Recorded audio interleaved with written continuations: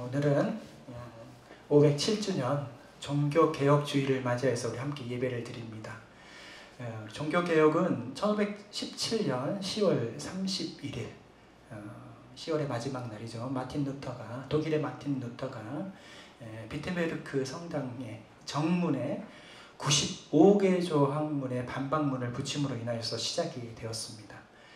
하나님의 말씀과 은혜보다는 사람도, 즉 교황이 곧 하나님이고 말씀이었던 것과 또 이 교황의 또는 이 카톨릭의 이 권위를 높이기 위하여서 성 베드로 성당을 만들었는데, 그것을 증축하면서 하는 그런 큰 비용을 해소하기 위하여서 면죄부를 팔게 되었는데, 그 면죄부를 팔아서 그 불의하고 부당한 또 죄사함을 말했던 이 교황 또 그 교회를 향하여서 그것이 아니다, 오직 성경이다, 또 오직 예수 그리스도다, 오직 은혜다, 오직 믿음이다, 오직 하나님께 영광이다 라는 이러한 신앙을 새롭게 가져야 된다라는 것을 갱신하고 또 전하고 우리에게 새롭게 알린 것이 바로 이 종교개혁입니다.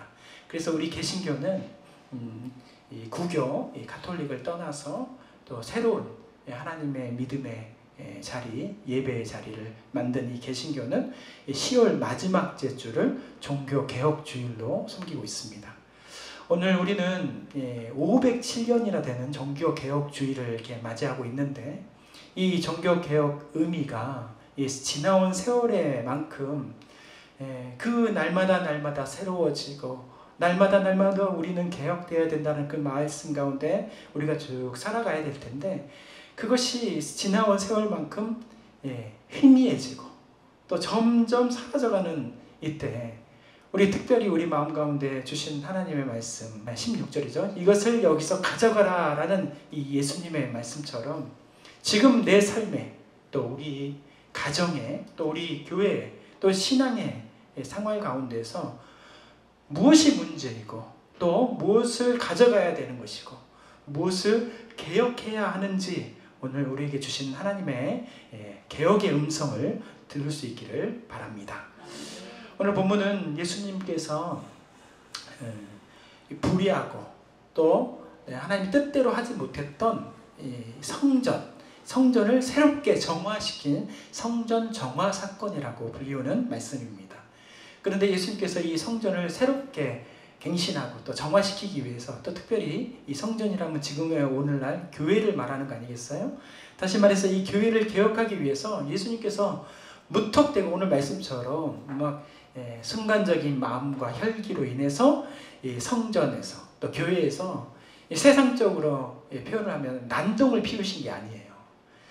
예수님께서 보여주신 이 정화 사건은 우리가 우리 삶 속에서 해야 할 개혁, 또 내 삶 속에서 또 우리 교회에서 우리 또 사회와 직장 가운데서 이 개혁에 앞서서 무엇을 우리가 먼저 해야 되는 건가를 먼저 이 말씀을 통하여서 보여주시는 중요한 것이 말씀이 있는데, 그 말씀이 오늘 본문 14절 말씀에 함께 나옵니다. 함께 이 말씀 같이 한번 읽어보겠습니다. 성전 안에서 소와 양과 비둘기 파는 사람들과 돈 바꾸는 사람들이 앉아있는 것을 보시고. 아멘.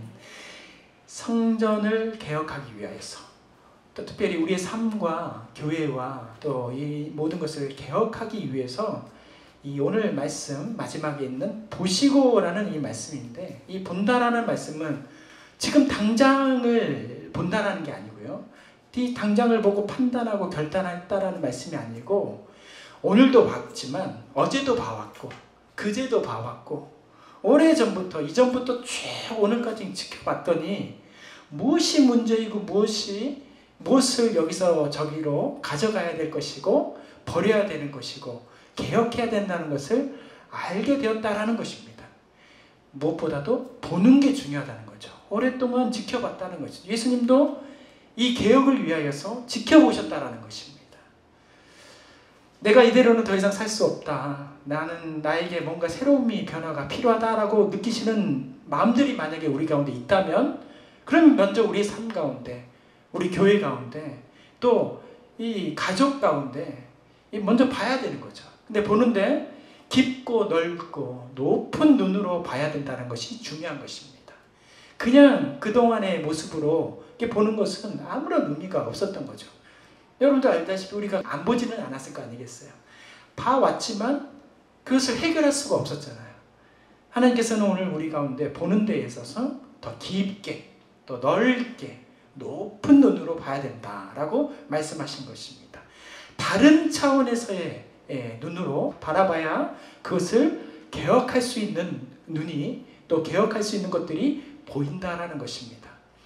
다른 차원에서 본다라는 것이 무엇입니까? 그동안에 봐왔던 그런 육신의 눈, 또는 내 생각과 마음의 눈으로 바라보는 것이 아니고요, 나와 나의 가정과 우리 교회와 사회와 민족을 어떤 눈으로? 말씀의 눈으로, 또 기도의 눈으로, 또 함께 예배에 함께 하는 이런 눈으로, 이것을 다 포함하면 바로 예수님의 눈으로 바라볼 때 우리 가운데 필요한 이 무너져야 될 것들이 무너지고, 또 다시 한번 새롭게 세워져야 될 것들을 세울 수 있는 그러한 은혜가 우리 가운데, 그런 진정한 개혁이 우리 가운데 일어날 수 있다라는 것을 오늘 말씀해 주십니다. 그렇게 말씀의 눈, 기도의 눈, 예배의 눈, 그렇게 예수님의 눈으로 나를, 또 우리를, 또 우리 모든 교회를, 또 우리 내 삶과 신앙의 모습을 바라보면서 무엇이 문제인지, 또 무엇을 헐고 무엇을 세워야 하는지, 그렇게 그런 눈으로 바라볼 때 우리는 볼 수 있게 되는 것입니다. 먼저 오늘 본문 13절 또 14절 말씀을 다 함께 읽어보겠습니다. 유대인의 유월절이 가까운지라 예수께서 예루살렘으로 올라가셨더니 성전 안에서 소와 양과 비둘기 파는 사람들과 돈을 바꾸는 사람들이 앉아있는 것을 보시고. 아멘. 우리의 삶 속에서 먼저 이 예수의 눈으로 바라봤더니 먼저 허물어야 될 것이 무엇인가? 이게 바로 습관이라는 것입니다. 습관. 이 습관은 습관적으로 드리는 예배, 또 습관적인 우리의 삶을 하나님께서는 이것을 개혁해야 된다라고 말씀하시는 거죠. 이 습관이라는 것을 사전에서 찾아보니까 고치기 아주 어려운 삶의 행동들, 이렇게 말을 하는 것이죠. 그런데 그것을 예수님의 눈으로 바라보니까 유대인들의 모습들이 바로 이런 습관과 같은 모습으로 예배를 드렸다, 그렇게 살아왔다라는 것입니다. 유대인들은 이 유월절 절기를 맞이하여서 평소 해오던 대로, 습관대로 그동안에 그냥 키우던, 대충 키우던 소와 양, 제물이죠. 양을 이 하나님께 바치 제물로 삼고 그것을 가져다가 이 하나님께 드리려고 했습니다. 그런데 이 엄격한 규격이, 또 이 규칙이 있거든요. 그냥 소를 바친다고 해서, 양을 바친다고 해서, 비둘기를 바친다고 그래가지고 내 것을 그냥 드릴 수 있어서 이 제물이 되는 게 아니고요. 이 나름대로 정한 규칙이 있고 정한 이 나름대로 규정이 있는 건데, 그것을 제대로 하지 못하면 불합격을 받는 거죠. 그러면은 다시 처음부터 새롭게 시작을 해야 되는데, 또 다시 정결된, 엄선된 그런 제물을 가지고 와야 되는데, 뒷돈으로 이 제사장들에게 줘서 억지로 통과시키고, 또 그것마저도 잘 안 되고 귀찮으면은 오늘 말씀대로 어떻게 해요? 돈으로 그것을 해결하러 했다라는 것입니다. 그렇게 대충 심리를 하려고 했던 이 이스라엘 백성들의, 일반 백성들의 그 제물을 바치려고 하는 그 심리를 이용해서, 또 제사장들은, 또 함께 성전에서 일하고 있는 너희 사람들은, 또 많은 사람들은 이것을 통해서 막대한 이득을 챙기는 것이 관례가 되었다는 것이죠. 이것이 하나님의 집인 이 성전을 더럽혔고, 그렇게 드리는 제사가 하나님께서 받을 수 있는 거룩한 제사, 순전한 제사가 아니라는 것을 예수님께서는 말씀하셔서 이것을 여기서 가져가라 라고 그렇게 행동으로 말씀하신 것이 바로 오늘 본문의 내용인 것입니다. 평생 그들은 그렇게 습관적으로 부모님을 따라서, 또는 잘못된 신앙의 선배의 모습들을 따라서 그렇게 성전을 섬겼고 제사를 드려왔기 때문에 하나님께 드려지는 이 제물, 이 가운데 몸과 마음과 정성을 다해서 드리는 이 마음들이 없었다는 것입니다. 그저 그들 가운데서는 제사를 드리면 된다, 예배를 드리면 되지라고 생각하면서 이 일들을 했기 때문에 예수님의 눈에는 그런 것들이 버려져야 될 개혁의 대상이 되었던 것입니다. 이 습관의 무서운 예가 있는데요. 아프리카에 보면은 수많은 초원 가운데 탄자니아에서 살고 있는 이 속가에 소처럼 생긴 누가 있어요. 이 누떼가 있는데 이들은 매년 이게 건기에서 살다가 우기가 되면 또 푸른 초장이 되면은 그 초장이 되었던 그 초원으로 이 자기가 있던 자리에서 이게 멀리 가는 그런 습성이 있었어요. 1600km나 되는 이 거리를 푸른 초장을 향하여서 나아가는 것이죠. 그렇게 매년 수만 마리의 누떼가 이동을 한다고 합니다. 여러분들도 아마 TV 가운데서 누떼가 이렇게 이동하는 것을 봤을 거예요. 누떼가 이동하다 보면은 잘 갔으면 좋겠는데 꼭 어려움들을 당합니다. 사자에 잡혀먹기도 하고 또 악어에 잡혀먹기도 하고 왜 그렇게 골짜기는 또 내려가가지고 이렇게 돌아가면 될 텐데 그렇게 안 한단 말이죠. 이런 안타까운 현상을 바라볼 수 있는데 그 이유는 그런 좋은 길 또 지름길을 놔두고 자기가 그런 험한 길 또 이 위험한 길을 선택하면서 갈 수 있는 그 상황을 원인을 살펴봤더니 그 맨 앞에 있었던 리더 이 누의 첫 번째 누가 평소에 부모님이 갔던 길 또 예전에 갔던 길 그 길을 습관대로 갔기 때문에 그 습관대를 쫓아서 이렇게 갔었던 거지. 그래서 그 습관을 고집해서 가기 때문에 그런 어려움을 당하고 악어에 잡혀먹고 골짜기에 떨어뜨리고 물에 빠져 죽고 하는 것이라고 말을 해주는 거죠. 문제가 있어도 위험이 있어도 그 습관 때문에 그런 희생의 길을 걸어간다는 것입니다. 이 누만 그렇습니까? 탄자니아에서 사는 누만 그런 게 아니고 바로 우리의 모습이 바로 누와 같다는 것이죠. 우리의 삶의 모습이 바로 누떼와 같이 우리의 습관대로 살아가는 모습으로 인하여서 좋은 길, 지름길을 놔두고 우리는 위험한 길, 어려운 길, 사망의 길로 나아간다는 것입니다. 사람이 처음부터 인생길 가운데서 바른 길로 가면 얼마나 좋겠어요. 그런데 누구나 처음 가는 그 인생길이기 때문에 때로는 이게 잘된 길인지 또 잘못된 길인지 이게 지름길인지 좋은 길인지 잘 모를 수 있잖아요. 그러면 가는 중간에 이거는 잘못 가는 길이구나. 이렇게 가서는 안 되는구나. 반성하고 깨닫고 돌이키면 되는데 그것을 못한다는 것입니다. 왜냐? 습관 때문에. 우리가 그렇게 살아왔기 때문에. 그렇게 살아왔으니까 그냥 그렇게 예배 드렸으니까 그렇게 관계를 맺었으니까 그렇게 사람들과 가족들과 이웃들과 살고 있었으니까 하면서 살아가니까 그 습관으로 인하여서 우리의 삶은 행복하지 못하고 절망과 또 낙심과 결국은 사망의 아픔까지 느끼는 그런 어려운 상황으로 살아간다는 것입니다. 이런 습관적인 삶, 이런 습관적인 예배는 우리 가운데 아무런 의미도 없고요. 또 아무런 능력도 일어나지 않습니다. 하나님께서 바라봐 주시는 이 예배가 아니기 때문입니다. 습관적으로 이 자리에 나와 있다면 그 마음을 하나님께서는 여기서 저기로 가져가라고 말씀하시는 그 말씀의 음성에 우리의 모습들 가운데 귀를 기울여야 할 줄 믿습니다. 이 결국 습관적인 예배를 드리는 우리에게 남는 것은 오늘 방금 말씀드린 것처럼 예수님의 음성이죠. 이것을 여기서 가져가라. 이렇게 말씀하시는 예수님의 진영하신 책망뿐인 수밖에 없다라는 것을 우리는 반드시 기억해야 될 줄 믿습니다. 우리 다 같이 15절 말씀 계속해서 함께 읽어보도록 하겠습니다.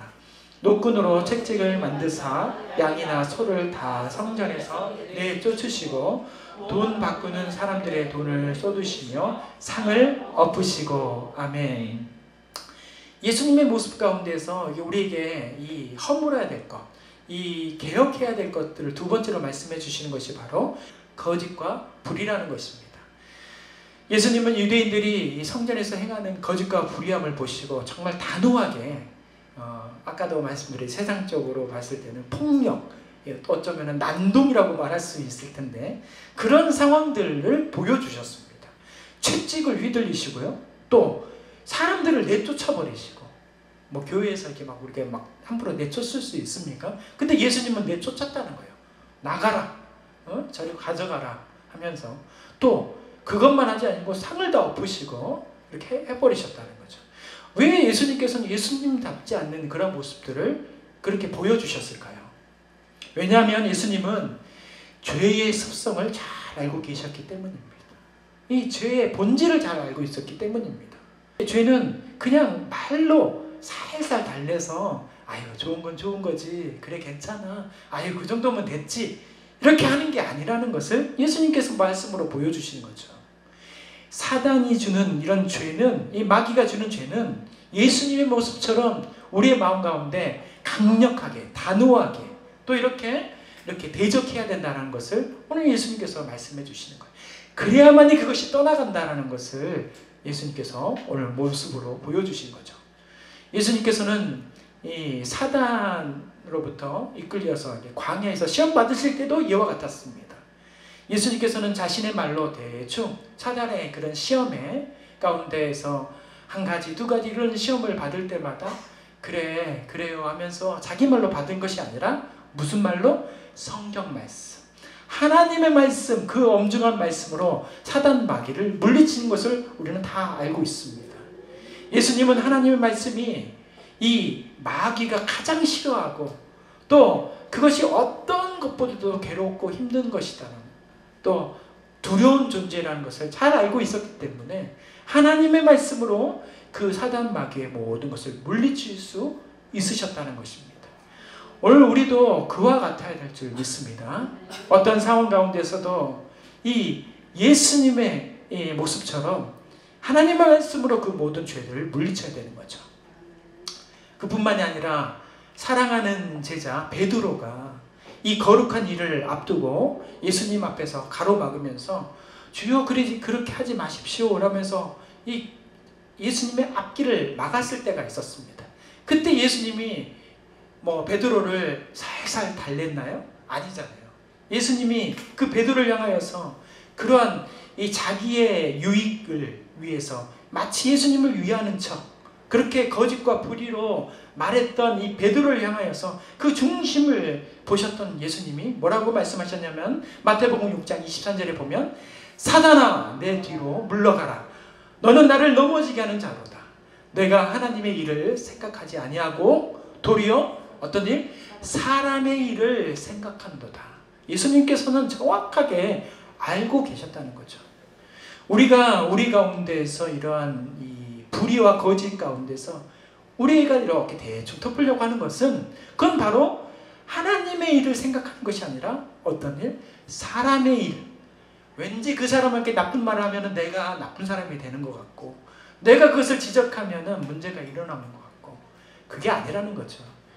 그것은 자기의 생각, 자기의 말로 지적하기 때문에 그러는 거고 하나님의 말씀, 하나님의 은혜, 하나님의 사랑으로 그것을 정지하고 강력하게 대할 때 우리는 그 가운데에서 하나님의 은혜가 나타나서 그런 거짓과 불의가 떠나가는 역사가 일어난다는 것을 예수님께서 우리 가운데 보여주십니다.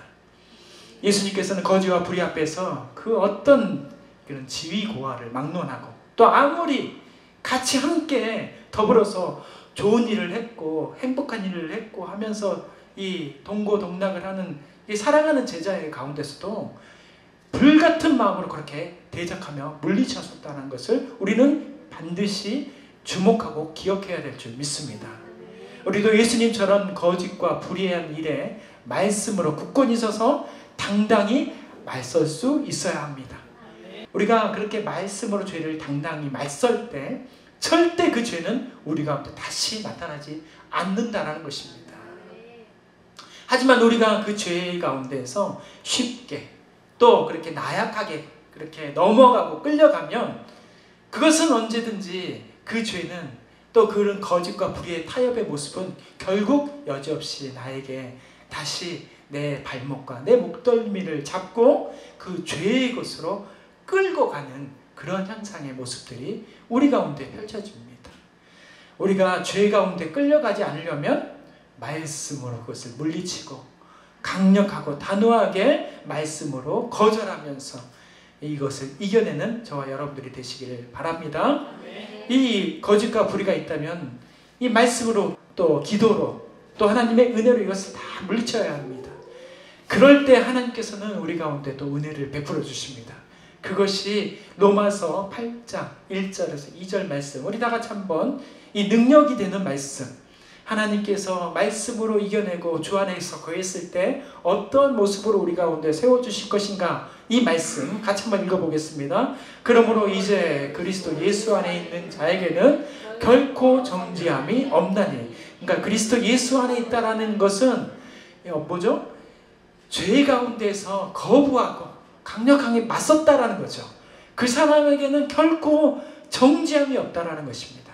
계속해서 이는 그리스도 예수 안에 있는 생명의 성령의 법이 죄와 사망의 법에서 너를 해방하였습니다. 아멘. 이 말씀의 은혜가 날마다 우리 가운데 선포되어야 될 줄 믿습니다. 그렇게 선포되면서 우리가 이겨낸다면 거짓과 불의는 우리가 사라지고 오직 우리에게 남는 것은 하나님께서 주시는 정의, 사랑이 우리 인생 가운데 세워지고 펼쳐지게 될 줄 믿습니다. 네, 마지막으로 20절 말씀 같이 한번 읽어보겠습니다. 유대인들이 이르되 이 성전은 46년 동안 지었거늘 내가 3일 동안 일으켜 하더라. 아멘. 마지막으로 우리 삶 가운데서 허물어야 될 것, 이 개혁해야 될 것, 예수님께서 보여주시는 말씀은 바로 영적 교만입니다. 당시 성전에 있던 제사장들은 그걸 비롯해서 이 많은 유대인들은 높은 학식과 많은 재물들을 소유한 사람들이었어요. 그러니까 힘과 능력이 있었던 사람인 것이죠. 그들이 가진 돈과 권력은 정말 세상 모든 사람들이 벌벌 떨 정도로 무서운 것이었습니다. 왜냐하면 그들만이 가지고 있는 특권이 있었기 때문에 사람의 생명 정도는 이 대제사장 손에서 그냥 쥐라 펴라 할 정도로 그만한 능력들이 있었던 사람들입니다. 또 그들에게는 또 큰 자랑거리가 있었는데 그것이 하나는 성전이고 하나는 율법입니다. 그들은 이 자기의 큰 권력만큼 또 큰 자부심만큼 46년 동안 한두 해도 아니고 46년 동안 날마다 성전이 화려해지고 커져가는 것을 보면서 자기의 모습들, 자기의 신앙도 하나님께 올려드리는 그런 영광도 그런 하나님의 영광만 높여지는 것이 아니라 자기의 모습도 높여지는 것 같은 느낌이 들어서 너무너무 자랑스러워했던 거예요. 자기의 모습들, 성전이 바로 자기의 자랑이었던 것입니다. 또 하나의 자랑, 율법을 철저히 행하는 것이 자랑이었는데 하나님을 사랑하는 방법이 바로 이 613가지를 철저히 지키는 것이 정말 하나님을 사랑하는 최고의 방법이다라고만 믿었다는 것이죠. 그런데 그 율법의 중요한 가치, 그러니까 하지 말아야 될 365가지가 말하는 것은 희생의 의미를 얘기하는 것이고 결국 또 해야 할 248가지 것은 바로 사랑이에요. 하지 말아야 될 것은 희생 아니겠습니까? 또 해야 된다는 것은 사랑이잖아요. 그런 희생과 사랑을 생각하지 못하고 오직 그들에게는 뭐예요? 보여주기 위한, 가식이라고 하죠. 외식이라고 하죠. 그것은 보여주기 위한, 과시하는 것에 그런 마음들이 쏟아졌기 때문에 그들의 모습들 가운데서는 다 버려지고 깨져야 될, 여기서 저기로 가져가야 될 예수님의 눈에는 그렇게 보였다는 것입니다. 예수님께서는 그들을 마치 이 바벨탑을 쌓는 것처럼 그렇게 크고 화려한 성전, 또 가식적인 율법의 행위를 보시면서 오늘 19절 말씀에 이렇게 말씀하시죠. 너희는 이 성전을 헐라. 내가 사흘 동안 세우리라 라고 말씀하신 거죠. 이 말씀의 의미는 보면 그 다음에 나오는 21절과 22절 말씀에 사실은 이 본문에 이 너희는 이 성전을 헐라 내가 사흘 동안 세우리라는 이 말씀을 해석해 주시는 말씀이 나옵니다. 이 말씀대로 예수님께서는 자신의 몸을 성전이라고 비유하신 것이고 그 죽임당한 몸이 3일 만에 부활하시고 죽음과 사망의 죄악의 쇠사슬을 이게 끊어버리시고서 승리했다라는 의미인데, 이것을 다시 한번 영적으로 깊이 묵상해 보면 예수님은 그들을 향하여서 영적으로 선포하신 거죠. 무엇을 선포했냐면, 너희가 그런 성전의 돌처럼 단단하고 굳어진 그런 교만과 죄악으로는 도저히 하나님의 나라, 또 이 하나님의 나라로 갈 수 있는 이 구원, 그런 구원의 은혜를 맛볼 수가 없다라는 것을 말씀해 주시는 거죠. 또 그렇게 돌같이 단단하게 굳어진 교만과 이 죄악으로서는 이 하나님의 은혜를 받을 수 있는 존재가 아니다라는 것입니다. 예수님의 명령에 따라 그것을 여기로 저기로 가다 버려야만이 하나님의 은혜, 구원의 은혜가 너희들 가운데 있다라는 것을 오늘 말씀해 주시는 것입니다. 이것이 바로 오늘 우리에게 주시는 내 삶 가운데서 주시는 종교개혁입니다. 종교개혁이 다른 게 아니에요. 또 그런 이 하나님께서 말씀하시는 버려라고 말씀하시는 게 다른 게 아니에요. 우리의 그런 영적인 교만을 하나님 앞에 버려낼 때 우리 가운데 개혁이 일어나는 것이고요. 우리 가운데 새로운 생명이 일어난다는 것입니다. 여러분들 가운데 영적 교만이 있습니까? 없는 것 같아요? 네. 함부로 쳐다보지도 못하겠어요. 영적인 막 눈을 마주치면 목사님 저를 얘기하시는 거예요? 내가 그렇게 영적인 교만이 많은 사람입니까? 뭐 이렇게 말할 것 같아서 눈을 못 마주치겠어요. 영적인 교만도 사실 우리에게 다 있어요. 근데 영적인 교만의 그것을 단적으로 한마디로 제가 쫙 생각을 해봤는데요. 어떤 표현이 나오냐면요. 그런데 있잖아 하면서 시작되는 말이에요. 다. 그런데 있잖아 하면서 시작되면 있기는 뭐가 있어요. 거기에는 뭐가 있냐면은 자기의 생각이 있고요.